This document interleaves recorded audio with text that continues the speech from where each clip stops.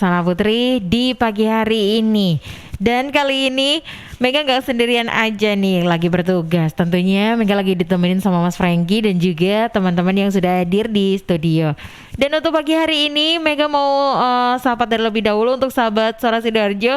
Apa kabar semuanya sahabat? Ya ampun, kangen banget nih ya pagi-pagi hari ini bisa ngerasain udara panasnya matahari yang enak dan juga sejuk ya hawanya ya.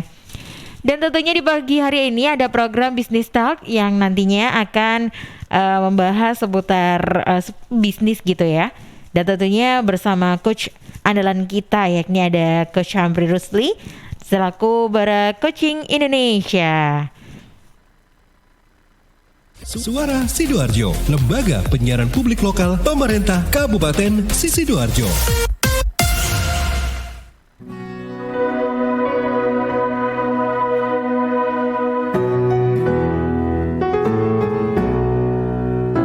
Berbagai topik menarik dikupas dalam dialog hari ini.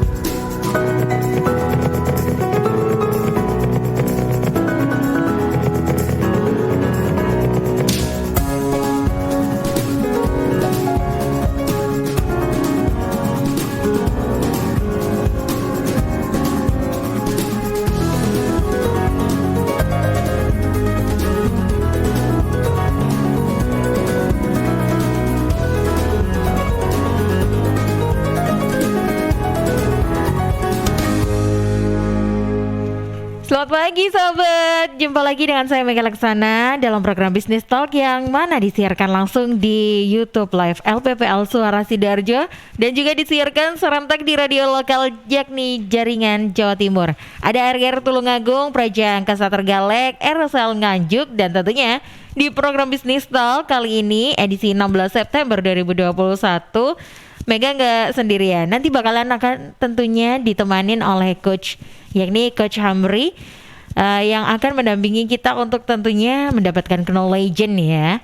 Dan kali ini Business Talk ini akan berbicara seputar tips memilih manajer yang tepat. Aduh, kalau bukan pacar aja ya pemilihan yang tepatnya ya, tapi ternyata di dunia bisnis nih ternyata bisa loh ya memilih manajer yang tepat. Mungkin untuk pemaparannya lebih jelasnya akan disampaikan oleh Coach Hamri. Dan tentunya Mega di pagi hari ini mau sapa terlebih dahulu. Apa kabar Coach? Selamat pagi. Pagi Mbak Mega. Aduh, senang sekali nih melihat Coach Hamri lagi gitu ya. Udah lama nggak jumpa sama Coach Hamri nih. Iya Coach, kalau tentang tema hari ini ya ternyata nggak pacar aja ya yang dipilih ini ya. Ternyata manajer juga perlu dipilih ya. Pemilihan yang tepat manajer ini kayak gimana sih Coach? Mungkin untuk lebih jelasnya Coach Hamri bisa memaparkan. Ya, thank you Mega. Ya, selamat pagi semuanya. Ya teman-teman yang mendengarkan Suara Sidoarjo. Ini sebuah topik yang saya angkat karena banyak pengusaha yang sudah naik kelas ya. Sudah naik kelas itu tandanya apa? Sudah membutuhkan manajer. Nah, kalau kita bilang manajer ini kan bahasa asalnya kan dari manage ya, manage ya, manage atau mengelola. Kalau kita melihat bahasa aslinya, berarti apa yang dikelola? Sebetulnya manajer itu mengelola banyak hal ya, tapi ada 3 yang paling penting. Satu adalah mengelola manusia. Manajer ini sebetulnya adalah pemimpin yang dalam versi kecil ya, versi kecil itu bukan badannya, bukan otaknya, tapi dari skopnya. Jadi lingkupnya itu manajer itu mengelola manusia. Yang kedua adalah mengelola hasil atau proses menuju hasil. Jadi manajer perlu mengelola proses menuju sebuah hasil target yang diinginkan. Dan yang terakhir adalah mengelola risiko. Jadi kalau kita lihat manajer ini sebetulnya adalah calon pemimpin yang akan kita pakai di masa depan. Kalau memang terbukti benar, maka dia akan memimpin dengan skala yang lebih besar ya. Direktur itu skalanya lebih besar plus ketambahan fungsi untuk memberikan direction atau arah mau kemana. Ya, jadi bedanya kalau manajer itu mengelola dalam lingkup yang lebih kecil, skop lebih kecil, sedangkan direktur itu mengelola dengan lebih besar plus ketambahan memberikan direksi, namanya kan direktor ya, mendirect atau memberikan arahan kemana. Nah, jadi bagaimana memilih manajer ya? Betul, kalau kita memilih pacar aja mesti dipertimbangkan masa-masa. Kalau Iya. manajer, Mm-mm. manajer ini masa depan perusahaan ya. Jadi kalau kita bilang supervisor, oh bukan, supervisor itu bukan masa depan perusahaan, belum jadi masa depan perusahaan. Kalau manajer ini adalah jenjang yang sangat-sangat penting, bahkan ada kelas-kelas khusus untuk melatih bagaimana menjadi manajer di level entry level manager yang pertama kali ya. Jadi kalau pertama kali jadi manajer harus ada kelas khusus. Kenapa? Karena ini sebenarnya kelas kepemimpinan. Jadi manajerial itu kelas kepemimpinan ya. Jadi kita melihat itu sebagai level yang sangat penting. Nah, gimana caranya memilih? Ya, jadi kita lihat ya bahwa manajer itu mengelola apa? Mengelola manusia, mengelola proses, menuju hasil dan mengelola risiko. Kita ambil dulu dari risiko lah ya. Kita ambil dulu dari risiko. Mengelola risiko, berarti kita mesti melihat manajer dalam kapasitas mampu menghandle dan menganalisa masalah. Jadi kalau kita melihat manajer itu tidak mampu menghandle masalah dan sekedar melemparkan ke atasan, maka dia belum bisa jadi manajer. Atau sebaliknya, jika manajer itu tidak mau menyelesaikan masalah atau menghindari masalah, ini juga menjadi masalah. Ini menjadi trouble sendiri ya, yang akan membebani pekerja perusahaan. Ya, jadi satu, cari manajer, calon manajer, biasanya dari staff atau dari supervisor yang sudah terlatih atau memang mau diminta untuk memecahkan masalah. Nah, berarti teman-teman, kalau kita melihat gimana sih cara screening manager, yang pertama adalah minta anak-anak buah kita untuk memecahkan, menganalisa masalah. Jadi kalau ada istilah gini ya, kok saya gajinya kecil disuruh mikir sih, emang enakan bos dong kalau gitu, mendingan bosnya aja yang disuruh mikir, ngapain saya disuruh mikir. Nah, ini sebetulnya salah kaprah ya, karena kalau Anda, ini saya bicara dalam konteks sebagai anak buah ya, kalau Anda, kita sebagai anak buah ya, misalkan kita tidak dalam proses butuh naik pangkat, ya tentu kita tidak usah memecahkan masalah. Tapi kalau kita memang ingin berprestasi di perusahaannya, tantangan memecahkan masalah, mengurangi risiko atau menghandle masalah, ini adalah salah satu ujian yang kita akan dinilai apakah kita lulus apa tidak. Jadi kalau ada pertanyaan, coach saya disuruh bos ngurusin masalah ini sebetulnya adalah ujian ya. Jadi menghandle risiko itu paling gampang ngeceknya dengan memberikan sebuah masalah. Masalah konsumen komplain, masalah pengiriman terlambat, masalah packaging rusak, masalah produknya rusak, basi kalau makanan, dan seterusnya. Ini adalah bagaimana Anda bisa meminimalisir dan mengatasi risiko seperti ini.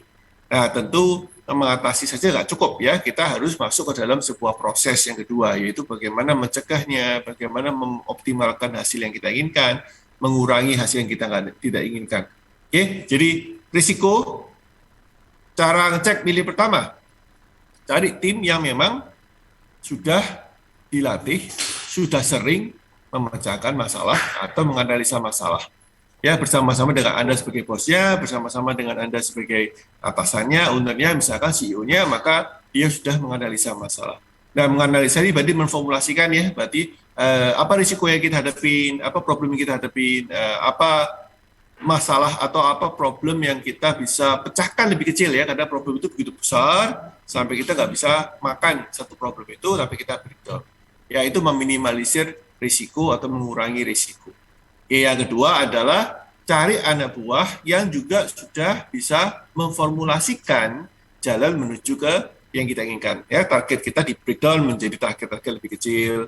Cara kita berbisnis juga dibuatkan SOP ya, jadi mereka sudah mulai memberikan cara standar operasional prosedur yang harusnya bagaimana gitu ya. Nah, itu adalah berarti anak buah ini sudah punya tendensi menuju ke arah manajer. Oke, Dan Coach. yang ketiga, yang pertama yang paling penting justru adalah mengatur manusia. Ini paling sulit ya. Iya, benar. Betul, mengatur manusia termasuk memanajemeni komunikasi ya, salah komunikasi, miskom gitu ya, salah paham, salah pendapat, disuruh nggak mau, kemudian dikontrol nggak mau gitu ya, diri sendiri juga tidak bisa memberikan komitmen ya. Kalau tanyain bisa apa nggak bisa jawab. Nah, ini masalah gitu ya. Nah, singkatnya berarti kita cari orang yang akan jadi manajer itu sama dengan cari masa depan perusahaan. Jadi dia pemimpin masa depan perusahaan. Calon pemimpin masa depan perusahaan ketika mampu mengelola manusia, memformulasikan solusi atau proses menuju ke solusi atau ke hasil yang kita inginkan, dan meminimalisir risiko. Gitu Mbak Mega. 3 itu yang harus diukur. Jadi ketiga itu tadi patokannya itu tadi juga termasuk dalam untuk memilih anak buah menjadi manajer. Memang seperti itu juga nggak, Coach? Untuk merekrut anak buah yang harus jadi manajer, iya sama. Jadi kalau kita merekrut anak buah yang memang langsung kita cari untuk jadi manajer, saya butuh manajer nih, saya buka lowongan kerja, loker, ya sama, ya. Maka kita cek resiko apa yang kita harus pecahkan, kita harus minimalisir, kita cari tahu dari latar belakang si calon manajer yang kita rekrut. Ya, pernah nggak menghadapi masalah ini? Gimana caranya? Jadi pertanyaan yang paling klasik adalah, saya punya masalah seperti ini. Jika Anda jadi manajer saya, bagaimana mengatasinya? Berikan saya beberapa alternatif solusi. Ya, apa risikonya dari solusi A? Apa risikonya dari solusi B? Apa risiko dari solusi C? Dan seterusnya. How to mitigate? How to minimize the risk? Ya, bagaimana meminimalisir risikonya? Sama ya, kita tanya ya. Sama kedua, prosesnya. Bagaimana Anda menghandle pencapaian target? Ya, apa yang mesti Anda lakukan untuk mencapai target yang Anda dapat dari manajemen? Prosesnya bagaimana? Terus Anda punya tim nggak? Punya anak buah nggak? Mengelola teman anak buah itu bukan berarti mengelola manusia itu bukan berarti hanya orang yang memang sudah punya anak buah. Bisa juga dia mengelola teamwork, dia mengadakan proyek-proyek kecil di kantornya. Ini juga sama dengan mengelola manusia. Ya, sama, tanyakan proyek apa yang Anda handle selama ini, bagaimana cara menghandlenya, di mana masalahnya manusianya, ya, di mana ketidaksinkronannya, so apa role Anda ketika menghandle project tersebut, how do you solve the problem, how do you solve the conflict, bagaimana memecahkan konfliknya, and so on. So that's how you do it. Kalau merekrut sama, ya, risiko, handle manusia, dan proses menuju hasil. Oke, nah ini pemaparan sedikit penjelasan juga ya mengenai bagaimana cara dan juga untuk memilih anak buah yang tepat itu kayak gimana untuk dijadikan manajer. Nah itu tadi udah dipaparkan sedikit dengan Coach Hamri. Nah kita jeda terlebih dahulu ya Coach ya untuk sesi berikutnya. Dan bagi sahabat yang ingin bertanya atau interaktif bersama kami bisa langsung aja nih hubungi di nomor redaksi kami di 0811309109 atau juga melalui WhatsApp medsos. Juga bisa melalui Facebook kami di LPPL Suara Sidoarjo atau Instagram kami @suara_sidoarjo atau bisa Twitter live @susi_visual. Makasih lo udah ngajak ke rumah.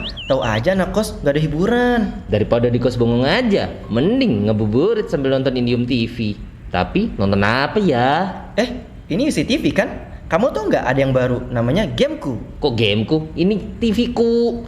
Ih beneran, Gameku itu cloud gaming asli Indonesia. Jadi kita bisa main game di IndiHome TV tanpa harus beli konsol atau install gamenya. Wah mau dong. Nih caranya, cari Gameku di UC App Store, download dan install, lalu pilih paket berlangganan. Banyak kok tutorialnya di internet. Iya, mudah banget. Yaudah yuk main Gameku, mari kita coba. Sebentar, ini kan gameku, kenapa jadi gamemu? Ih kok gamemu, ini Gameku. Apa sih ini ribut-ribut? Sana kalian bantu angkat galon ya, biar bunda yang main Gameku. Wujudkan bersama IndiHome. Siska. Apa? Kenapa? Ada asbak rokok nggak ya? Pinjem dong. Duh Iwan, maaf banget ya sebelumnya. Kenapa? Di sini nggak ada asbak rokok. Gimana dong? Emang nggak ada yang rokok di rumah ini ya? Ih, papaku itu udah lama banget berhenti ngerokok. Jadi nggak ada yang rokok di rumah ini. Ada ya? Tak kasih tahu ya Iwan ya. Kalau kamu ngerokok di ruangan itu juga bahaya loh. Pertama nih, zat beracun dari asap rokok kan nempel di dinding, karpet, perabotan. Itu kan bakal dilepaskan lagi ke udara.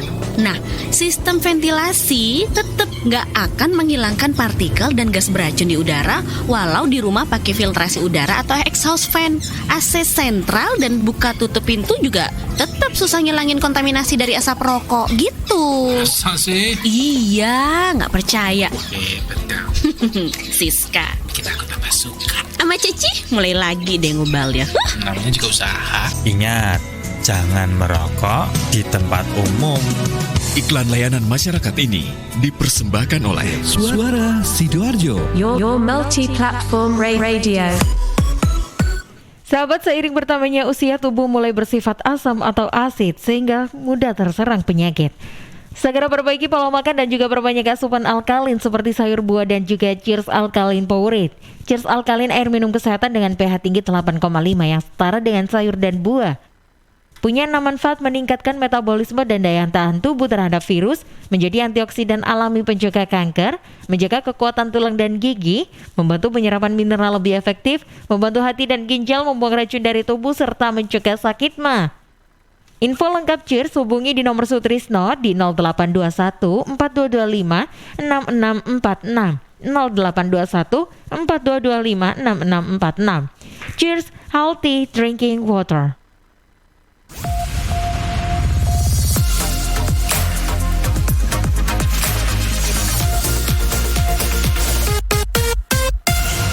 Sahabat, masih di program Business Talk yang akan kita sampaikan atau kita dengarkan sesaat lagi, dan tentunya dengan pembicaraan dengan tema tips memilih manajer yang tepat bersama Coach Hamri Rusli selaku Bara Coaching Indonesia.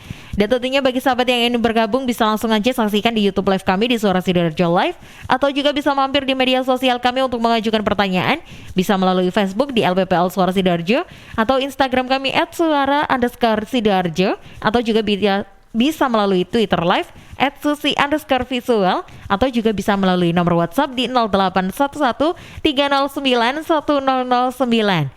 Baik, kita berbicara kembali mengenai topik tips memilih manajer yang tepat. Kalau tadi sudah dijelaskan dan dipaparkan oleh Coach Hamri mengenai kalau menjadi manajer ini harus memiliki skill, harus memiliki knowledge dan juga beberapa syarat tertentu.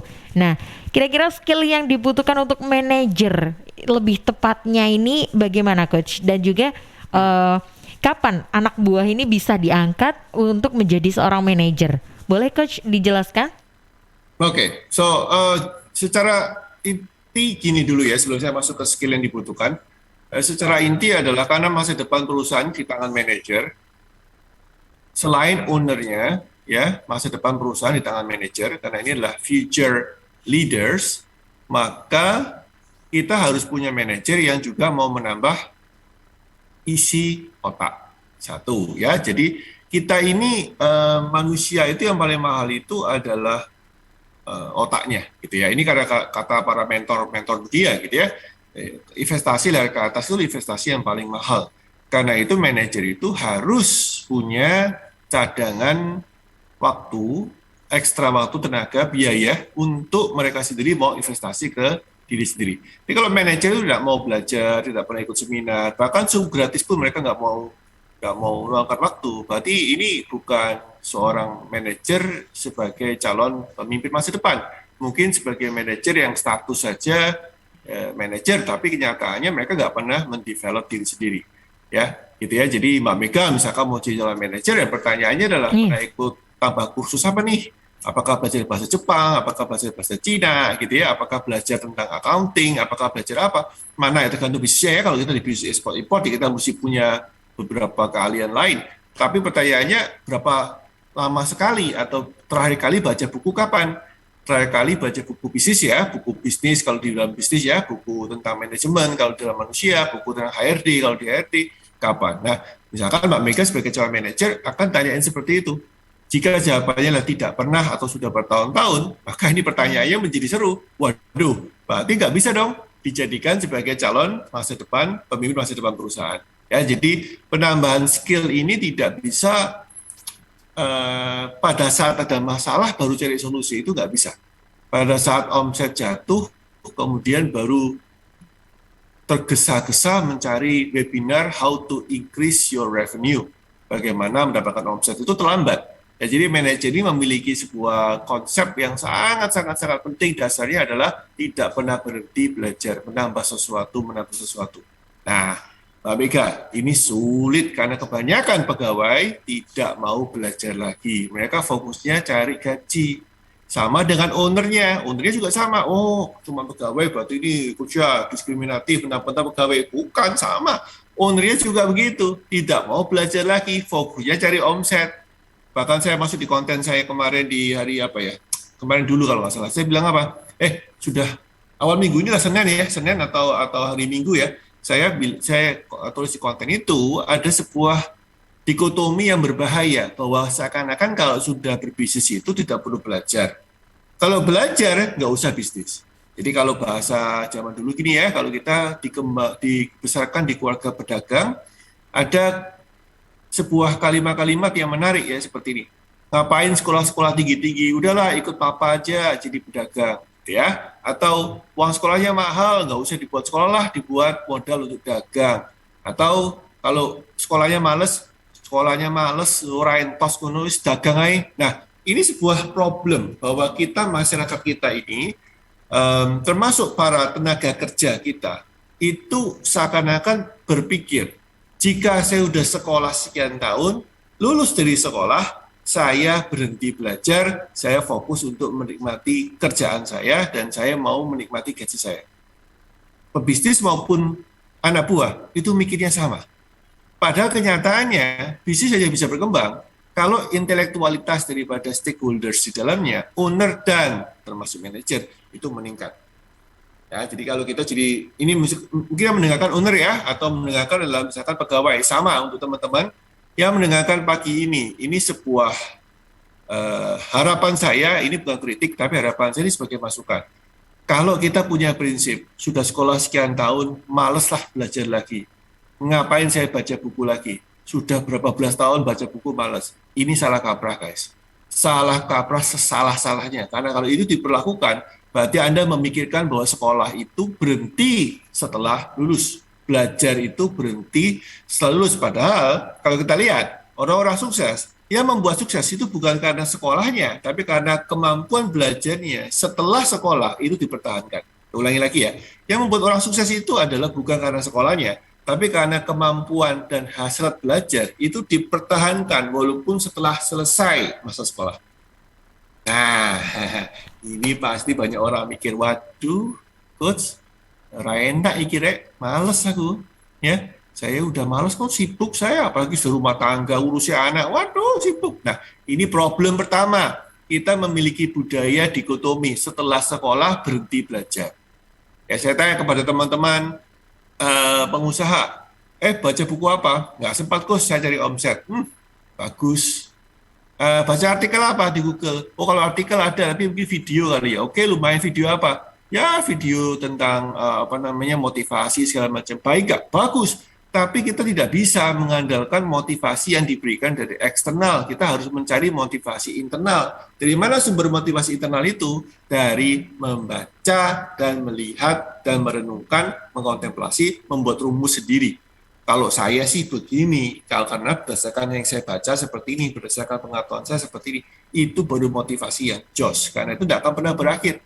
Kalau kita mengadakan motivasi dari luar, itu seperti kita menunggu orang untuk menyuapi kita dengan informasi yang belum tentu kita bisa pakai, tapi kita termotivasi sesaat, kemudian kita lupakan. Ya, jadi sebelum masuk ke skillnya, niat untuk menambah skill, niat untuk belajar, itu harus ada di calon manajer dan owner. Owner ini kadang-kadang nggak tersentuh karena merasa saya yang bayari kok, saya yang paling besar modalnya kok, kalau rugi saya yang paling susah kok, ngapain saya mesti belajar? Ya anak buah saya yang belajar. Hey owner, hai bos-bos, perhatikan, kalau bosnya sendiri tidak mau belajar, jangan pernah harap anak buahnya mau belajar. Itu tidak akan terjadi dalam sejarah. Anak buah yang mau belajar dan bosnya tidak mau belajar, cepat atau lambat anak buahnya akan resign. Karena apa? Dia merasa bahwa, saya tambah lama, tambah ikut sama bos, nggak dikasih kesempatan belajar kok. Ya, nggak bisa. Ya, coach kan belajar juga tidak harus dari buku. Betul, saya sepakat. Belajar dari pengalaman, bagus itu. Pertanyaan saya, apakah Anda mencatat pengalaman dalam diary atau jurnal Anda untuk Anda baca lagi dan Anda evaluasi? Loh, balik mana coach baca? Gini loh, kalau kita punya pengalaman, oke, saya pernah punya problem, masalah menghadapi omset. Kemudian solusinya ternyata saya coba A, B, C, D. Ini kita tidak bicara masalah omset ya, karena jadi terlalu panjang kalau ditanyain bagaimana mereka akan omset jadi dari topik nanti ya. Katakanlah kita punya problem di omset. Kemudian saya punya solusi A, B, C, D. Kemudian A, B, C, D ini kemudian yang berhasil adalah yang C. Yang A, B tidak berhasil. Pertanyaan saya, sudahkah Anda mencatat yang A dan B sebagai pelajaran di jurnal Anda, diketik di gadget, kemudian Anda tulis, kenapa A tidak berhasil? Karena pada waktu itu karena ini. Kenapa B tidak berhasil? Karena ini. Kenapa C berhasil? Karena ini yang membuat berhasil. Pelajarannya apa? Ternyata kalau ada masalah seperti ini, yang C ini paling bagus. Yang A dan B ngapain? Yang A dan B itu nggak bisa dipakai kalau masalah ini. Seharusnya masalah ini dan ini. Nah, apakah Anda mencatat jurnal ini, kemudian Anda buka dan Anda evaluasi berkala? Jika ada masalah yang sama, Anda sudah punya catatan kecil. Ini juga belajar. Nah, mari kita lihat proses belajar apa yang terjadi yang paling umum di sana. Ketika ada masalah, cari solusi. Kalaupun ketemu solusinya, tidak dicatat, tidak dievaluasi, tidak diambil hikmahnya. Yang ada adalah, wis beres. Alhamdulillah, puji Tuhan, masalahku beres. Ora penting, yang penting beres, gak mumet dasku. Loh, adalah ini belajarnya nanggung. Coach, kan saya belajar dari pengalaman. Itu bukan belajar dari pengalaman, itu belajar ngeles dari pengalaman. Ngeles itu bukan ngeles ya. Belajar untuk melarikan diri dari pengalaman. Ketika ditanya berikutnya, kemarin ada masalah ini enggak? Ada Pak, udah beres. Beres, gimana solusinya? Ya ngono itu Pak, si penting ngono Bu, mau solusinya. Nah, terus apa yang kita bisa pelajari dari sana? Apa yang bisa kita lakukan untuk mengulangi kesuksesan dan menghindari kegagalan? Wah ya, tadi aja dilihat Pak, kalau ada masalah lagi ya baru kita pikirkan. Ini bukan belajar teman-teman. Ini ngeles namanya. Jadi, kok saya nggak mau belajar dari buku. Saya nggak suka baca buku. Baru baca 1-2 halaman ngantuk. Nggak ada masalah. Belajar dari pengalaman, betul. Mana catatan Anda? Saya juga nggak biasa mencatat. Terus piye caranya? Mencatat bukan menulis, ya bisa ketik juga kan? Anda ketik nggak dalam jurnalnya? Saya nggak punya jurnal. Saya nggak punya diary tentang pelajaran saya. Terus apa yang dipelajari? Jadi manusia itu tidak bisa kalau nggak melakukan membaca, karena membaca itu faktual, fact-based finding ya, bahasa aslinya fact-based finding. Jadi penemuan berdasarkan fakta, karena ditulis itu jarang salah tafsir. Sedangkan kalau verbal itu rentan salah tafsir, salah paham, salah intonasi. Kedua, kita setelah membaca kita menulis, ya, kita mencatat faktanya. Nah, kalau kita tidak melakukan dua hal ini, membaca tidak, kemudian kita belajar dari pengalaman, menulis tidak, ini bukan belajar, nggak dapat nanti. Wah, ya, jadi pagi ini saya share sesuatu yang sangat sering saya omongkan ke konsumen saya, ke klien saya. Hey, bos-bos, hey para manajer, hai para direktur, mana catatan Anda, mana jurnal Anda, mana pelajaran berharga Anda di masa lampau yang Anda catat dan Anda simpan sebagai sebuah track record di otak kita. Ini adalah sangat penting. Ya, terutama kalau Anda sudah mulai tidak lagi mengerjakan berdasarkan feeling, intuisi, dan insting ya, anak buah kita yang menghandle ya, pekerjaan organisasi. Nggak bisa anak buahnya kemudian tidak ada catatannya. Nanti yang ada solusi dan pencegahan risikonya menjadi ngawur. Rasanya coach, kira-kira coach, dulu tuh begini. Jadi, diulang. Lah parameternya sama nggak dengan dulu?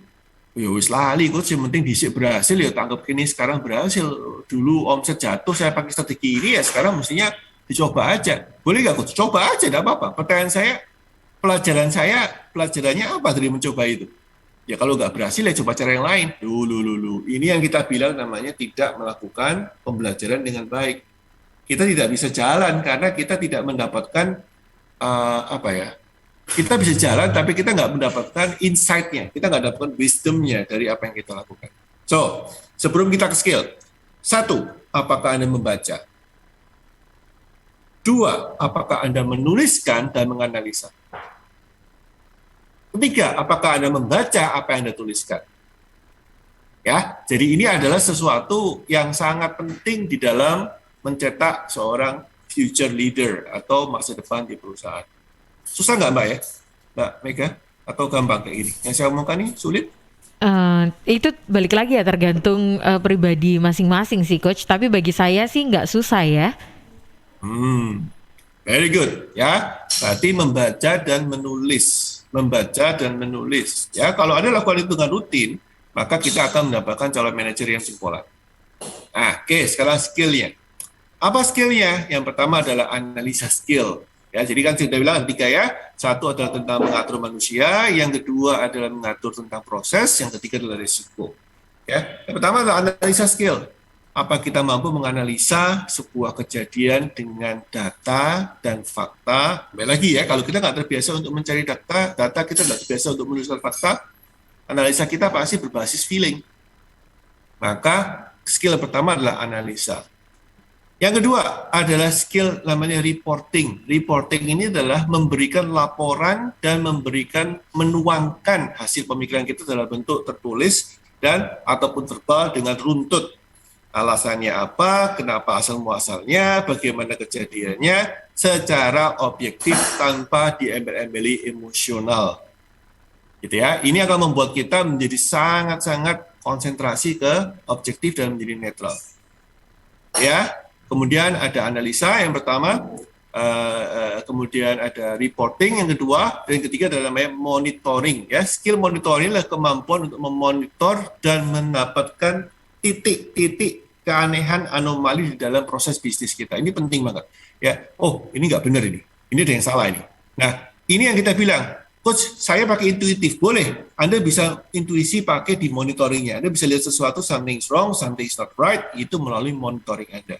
Jadi ini adalah kekuatan daripada teknik yang digunakan oleh para manajer ya, kemampuan untuk pengamatan ya, observasi, monitoring itu penting banget ya. Analisa, reporting dan monitoring atau observasi. 3 skill itu. Nah, di luar ini seorang manajer harus punya ambisi.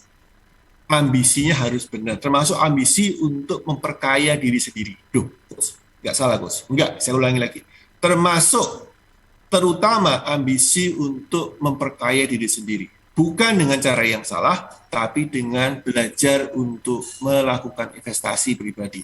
Jadi manajer-manajer hebat di sana, di luar sana, adalah manajer-manajer yang tidak mengandalkan satu income dari bos. Dia akan belajar untuk investasi di tempat lain. Dia belajar untuk menanam saham. Dia belajar untuk membangun properti. Dia belajar untuk menyisihkan sebagian uangnya, disiplin menyisihkan uangnya untuk membangun passive income dia, kan bahasa trader passive income ya. Jadi kalau manajer tidak membangun passive income, dia tidak akan jadi manajer yang bagus. Kenapa? Karena dia akan selamanya takut kehilangan mata pencaharian, takut kehilangan sebuah income dari ownernya, sehingga mereka akan menjadi yes man atau yes ma'am manager. Betul nggak itu? Salah. Ini adalah manajer yang buruk, karena manajer yang berani adalah manajer yang berani memberikan analisa yang tajam, memberikan reporting yang apa adanya, walaupun itu termasuk bosnya gak seneng, dia mesti berani. Dan kemampuan untuk memonitoring dan mengobservasi dengan baik. Nah, itu tidak bisa dilakukan kalau manajernya hanya takut kehilangan bonus atau gaji. Nggak bisa. Ya, 3 skill itu, Mbak. Anda harus kuasai, kita harus kuasai kalau mau jadi manajer, dan sebagai owner, kita mesti fasilitasi. Termasuk yang ketiga, terakhir ya, ambisi untuk memperkaya diri sendiri. Panggil deh teman-teman ya, kalau Anda mendengarkan ini, pengusaha-pengusaha yang mendengarkan Suara Sidoarjo pagi ini, panggil teman-teman, panggil anak buah Anda, yang udah kerja lebih dari 10 tahun, yang di bawah 10 tahun nggak usah, yang sudah ada di tempat Anda selama 10 tahun, kalau perusahaan Anda, bisnis Anda sudah lebih dari 10 tahun tentunya ya, panggil sama dia, tanya, sudah punya rumah belum? Sudah milik rumah sendiri atau masih nyicil? Sudah punya properti atau masih ngontrak? Kalau selama 10 tahun ikut Anda dan mereka masih belum bisa memiliki aset, jangankan passive income, aset untuk ditinggal aja dia masih kontrak, berarti something is wrong, ada yang salah. Kita tidak bisa membuat mereka menjadi manajer yang powerful karena mereka masih sangat tergantung dari gaji. Loh, ya ini tidak enak ya diomongkan ya. Iya. Mesti ngomong loh ya. Iya, ini sering terjadi dan sering ditemui nih Coach yang hal-hal yang seperti itu. Banget. Akhirnya manajernya melempem manajernya. Nggak bisa memberikan arahan, nggak bisa memberikan kritik, takut ya, akhirnya ya main aman aja lah. Mana bisa manajer main aman? Manajer itu calon pemimpin, pasti tidak bisa main aman. Yang ada lah manajer itu harus jadi tempat masalah, dia harus menganalisa masalah, dia harus berani berpendapat, dia harus berani ambil risiko gitu, dia ambil tanggung jawab, kan? Tuh, itu cara kita memilih manajer. Gitu, Oke, nah ini tadi udah dijelasin ya, panjang banget, tapi meskipun panjang ini udah detail, merinci banget nih ya kalau Coach Syamfri nih ya kalau jelasin gitu. Oke, bagi sahabat yang ingin bergabung ya, mengajukan pertanyaan bisa melalui media sosial kami, bisa langsung aja nih langsung gabung, bisa di YouTube Live, bisa chatnya itu dimanfaatkan ya di LPPL Radio Suara Sidoarjo, atau juga di Instagram kami @suara_sidoarjo, atau juga bisa melalui Twitter suara_sidoarjo, atau juga bisa melalui Facebook di LPPL Suara Sidoarjo. Dan sahabat bisa langsung aja nih untuk interaktif bersama Coach Syamfri, ngomong langsung konsultasi on air gitu ya. Bisa nih telepon di 0318961514, atau juga bisa di nomor WhatsApp di 0811309109. Kita jeda terlebih dahulu untuk sesi berikutnya ya Coach.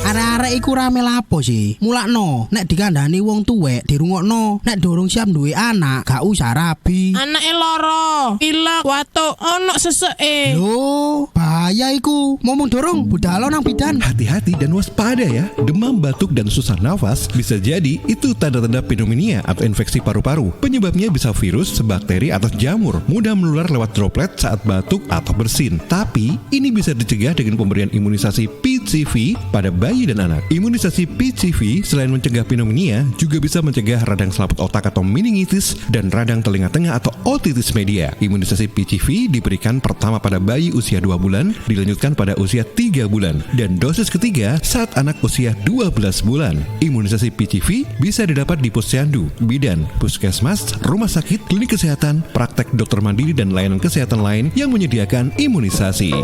Lapo guyu-guyu dewe. Putune wis sehat, Cak. Wis diimunisasi PCV pisan. Seneng aku. Gak pengen ngeramut bayi maneh ta? Ayo tak gaweno. Iklan layanan masyarakat ini persembahan Dinas Kesehatan Kabupaten Sidoarjo.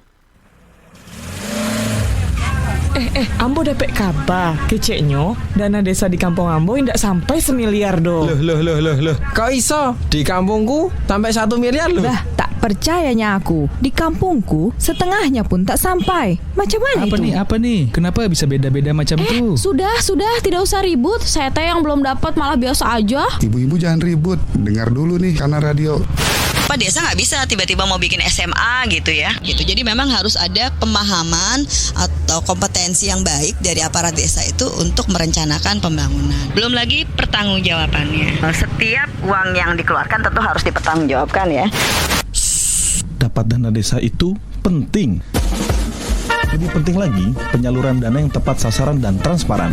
Tapi yang sangat penting, bagaimana kita mengawasi penggunaan dana desa dan mau melaporkan jika terjadi kecurangan.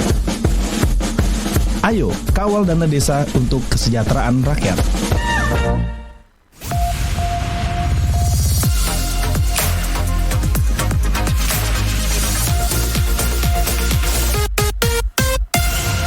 Sahabat, masih di program Business Talk, masih bersama Coach Syamfri Rusli selaku Bara Coaching Indonesia, dan juga tentunya masih bertemakan tips memilih manajer yang tepat, tentunya yang disiarkan di LPPL Radio Suara Sidoarjo dan juga disiarkan juga di LPPL Jaringan Lokal Jawa Timur. Ada Praja Angkasa Terenggalek, RSL Nganjuk, dan juga RGR Tulungagung. Bagi sahabat yang ingin interaktif bisa melalui media sosial, ada di Instagram @suarasidoarjo dan juga Twitter @suara_sidoarjo, beserta Facebook bisa melalui LPPL Suara Sidoarjo, atau juga sahabat bisa langsung WhatsApp di 0811309109.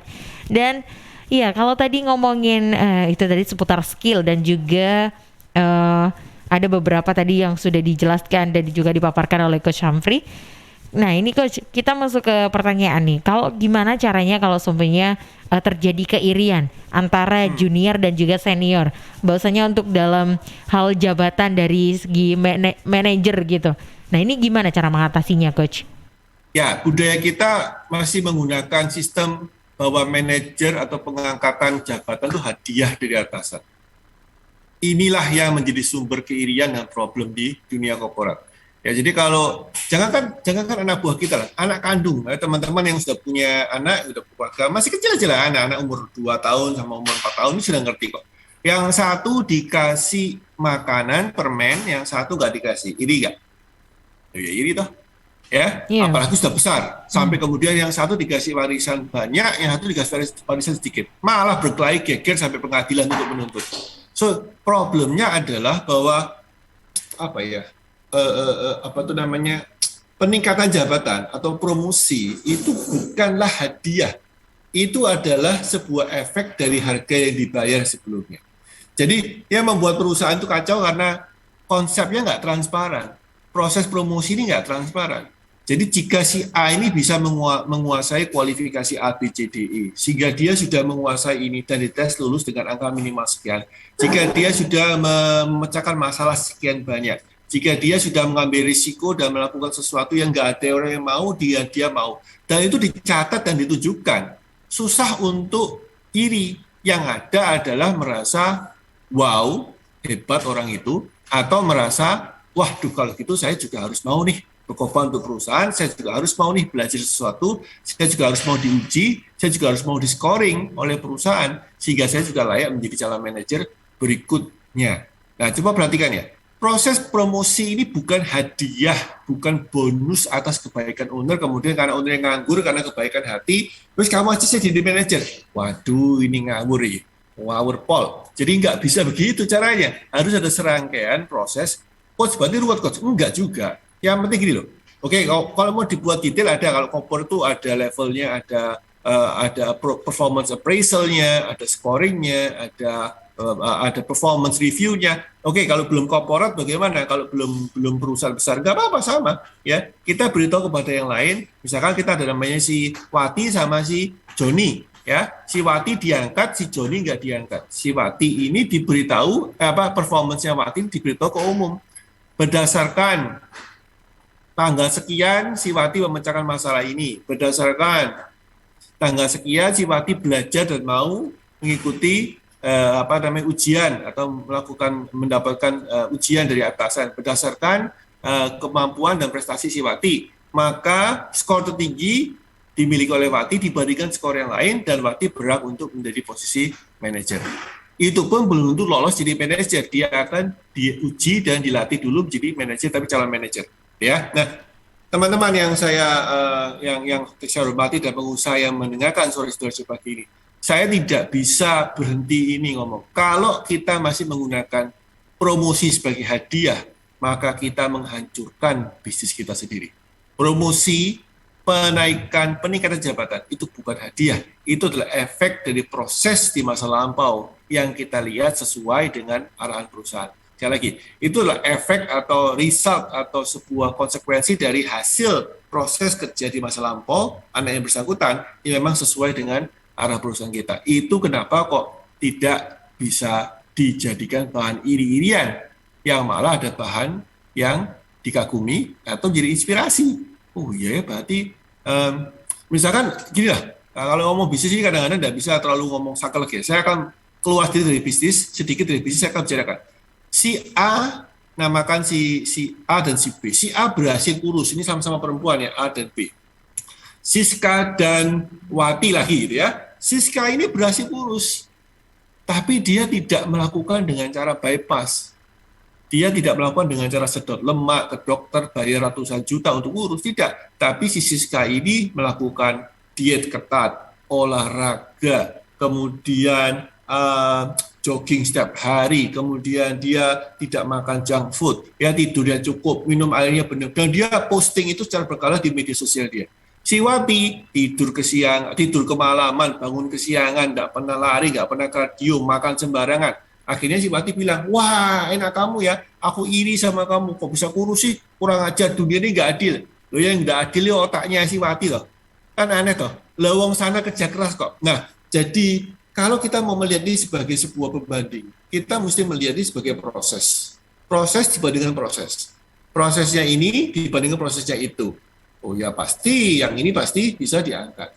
Kalau masih iri bagaimana coach? Berarti siang iri itu tidak benar otaknya, segera dieliminasi di perusahaan. Karena ini kan jadi toksik, jadi racun di perusahaan. Ya, jadi jawaban saya gampang. Prosesnya yang diukur, bukan hasilnya. Prosesnya yang dinilai, bukan cuma sekedar aku suka sama kamu, kok perasaanku srek ya. Terus kamu jadi manajer. Oh ini ngawur ini. Pasti kacau di perusahaan. Gitu ya. Apalagi sudah banyak yang iri, tidak dijelaskan prosesnya, dibiarkan tidak diberitahukan prosesnya, akhirnya menjadi misteri dalam perusahaan. Yang terjadi adalah corporate praktek atau taktik corporate atau politik di kantor. Oh ya, pernah dengar ya politik kantor atau apa? Politik di kantor ini apa yang bisa kita lakukan untuk tanda kutip menyogok pemegang keputusan sehingga saya bisa diangkat. Nah, ini namanya politik kantor. Kalau sudah politik kantor seperti ini, ya alam lah bisnisnya tidak akan bagus. Mana anak buahnya nggak fokus untuk mengembangkan bisnis, dia memenangkan diri sendiri untuk kepentingan egoisme semata. Ya, jadi itulah kenapa kok ini. Ya, semoga menjawab ya. Oke, Coach. Nah, ini ada pertanyaan yang sudah masuk beberapa melalui WhatsApp dan juga media sosial. Ini Coach bertanya, sebagai anak baru, bagaimana cara kita memilih manajer yang tepat bagi kita yang belum dapat tim manajer yang fix? Ini dari Diana Diwaru. Boleh Coach ini. Saya jawab langsung? Ya boleh, langsung saya bilang. Kira ada beberapa.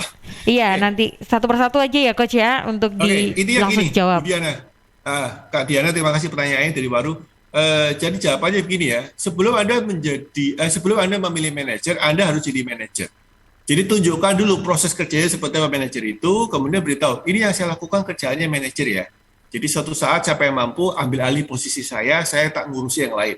Gitu ya. Jadi breakdown dulu apa yang Anda lakukan dan tantangannya seperti apa, bagaimana sulitnya menjadi manajer, beritahu transparan. Itu gunanya mencatat, itu gunanya membaca karena kita terbiasa nanti untuk menceritakan kondisi-kondisi yang kita lakukan selama ini dan mereka menjadi jelas. Ya, itu jawabannya ya, tunjukkan jadilah manajer yang baik dulu sebelum merekrut manajer atau mempromosikan seseorang menjadi manajer. Jadilah manajer yang baik dulu. Oke. Semoga menjawab. Thank you. Oke, ini ada Farhan. Coach, jalan yang harus diambil ketika kesenjangan antara manajer dan pemilik perusahaan ini terjadi bagaimana Coach? Senjangan seperti apa nih ya? Mungkin ini kurang jelas ini. Iya. Ini keliru, salah paham. Senjangan apa nih ya? Senjangan ilmu, senjangan harta, senjangan saya nggak tahu. Ya. Kalau tapi pada umumnya mungkin Coach bisa dijelaskan juga? Kalau kesenjangan harta ya tidak bisa dibandingkan karena kan memang urusan masing-masing ya. Yang ada adalah apakah ownernya tersebut memang mengajarin orang tadi manajer tadi itu untuk berinvestasi dan memiliki passive income. Jadi kalau ownernya tidak malah mengajarin anak buahnya untuk menjadi orang yang akan suatu saat punya penghasilan tetap, penghasilan pasif dari asetnya, ya maka manajer itu akan menjadi manajer yang lemah. Tadi yang saya katakan tadi ya, nggak berani ya karena ya mau nggak mau dia harus menyelamatkan pundi-pundi keuangan dari gaji kan. Ini sulitnya di situ. Nah kalau kesenjangan ilmu, ya berarti anak buahnya mesti belajar. Berarti yang manajernya harus tahu diri dan dia harus belajar. Dia harus menunjukkan bahwa dia mau belajar, dia mau baca, dia mau ikut kursus, dia mau ikut. Oh ya by the way ini ya, penting banget ya. Jangan selalu minta perusahaan untuk mensponsori membayar Anda ikut kursus, Zoom, seminar. Kalau Anda mampu bayar sendiri, itu adalah untuk Anda, guys. Ini ya teman-teman ya, pegawai. Untuk Anda. Kok enak, Coach? Yang menikmati kan perusahaan. Halo. Ketika Anda resign, kalaupun Anda mau resign, kalaupun Anda tidak bisa kerja selamanya, itu ilmunya ikut perusahaan apa ilmunya ikut Anda? Ikut Anda loh. Ya toh? Halo. Ini biaya mikirnya. Jadi jangan selamanya minta terus. Pak, saya mau ikut kursus ini, tolong bayari dok. Waduh. Ya, memang kita selalu berusaha menghemat uang. Tapi sekali lagi, tujuan kita adalah investasi ke depan untuk kita sendiri. Toh kita pada akhirnya juga belajar investasi tentang bagaimana menghasilkan aset yang membuat kita dapat uang. Ya, cash flow. Coach, tapi perusahaannya tidak ngajarin. Ya, cari sendiri tahulah. Ya, sekarang sumber banyak yang gratis, bagus kok. Ya, belajar bagaimana investasi, belajar bagaimana mengembangkan skill, belajar bagaimana kalau kita masih banyak alasan, ya sudah, berarti Anda bukan manajer gitu aja loh, ya. Jadi Anda bukan calon manajer yang Baik, ini bukan saya marahin loh ya, saya cuma beritahu. Kalau ada Iya. jenjangan yang mana yang dimasukkan. Kalau ilmu ya belajar, kalau keuangan ya kita mesti investasi untuk kita. Oke. Gitu. Nah, ini ada pertanyaan yang masuk lagi nih Coach. Waduh, antusiasnya ini banyak banget ini. Salah satunya di Twitter ini ya, ada @sentana66 tuh. Nah, namanya panjang banget ya nanya ini ya, sampai bacanya bingung. Ini pertanyaannya gini Coach, saya dulu pernah ikut seleksi dan apply lamaran di manajer salah satu perusahaan pialang. Nah, tapi langsung disuruh cari klien. Kan bukan tugas manajer kan Coach, ini bagaimana Coach? Gitu. Ya kalau memang nggak cocok ya ditanyain toh. Kalau memang nggak cocok ya Anda bisa memutuskan kalian mau bertahan apa tidak. Jadi teman-teman, kita ini sebetulnya jangan pusing dengan jabatannya dulu ya. Manajer ini kan sebuah status ya. Yang saya jelaskan ini adalah status manajer yang benar seperti apa. Ada nggak di luar sana yang meng-abuse atau membuat kata-kata manajer ini menjadi tidak bermakna karena staff saja. Saya pernah lihat nih, ada perusahaan yang menggunakan jabatan manajer itu untuk staff yang nggak punya anak buah. Bisa? Ada. Sering nggak? Sering. Banyak. Sekarang pertanyaannya, kalau Anda merasa ini adalah beban, ya bilang sama atasan, Pak, saya jangan dianggap manajer, Pak.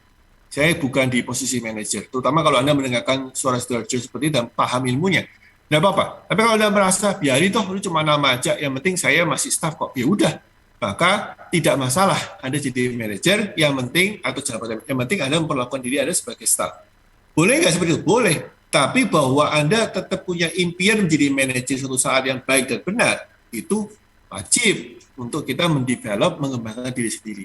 Ya, jadi jangan khawatir ya, jabatan status itu boleh nama saja, tapi sebisa mungkin internal jeroannya kita itu harus benar-benar meningkatkan diri terus, never ending improvement. Ya, semoga menjawab. Oke, nah Coach ini ada pertanyaan yang masuk nih dari Vera. Ini, Coach kalau seumpamanya ini ada, bentar Coach, ini ada masuk lagi. Oke, dari Vera ini, Coach kalau seumpamanya ini ada karyawan yang sudah lama, udah 10 tahun menjabat dan juga bekerja di salah satu perusahaan dan dia diangkat sebagai manajer, apakah potensial untuk anak baru jadi manajer ini kecil, Coach? Jadi kalau yang baru itu gimana? Yang lama sudah ada. Terus yang lama baru sudah ada dan diangkat menjadi manajer, apakah juga peluang bagi anak baru ini bisa, Coach? Oke, sistemnya kan gini ya, perusahaan yang baik itu kan sistem sudul ya. Sistem sudul itu yang di atas itu akan di-grooming untuk naik ke level berikutnya, yang di bawah akan di-grooming untuk naikkan level dia. Jadi kalau manajer yang lama sudah ada ya berarti manajer yang lama dilatih untuk menjadi manajer di lingkup yang lebih skop lebih luas, bisa menjadi GM atau direktur. Ya.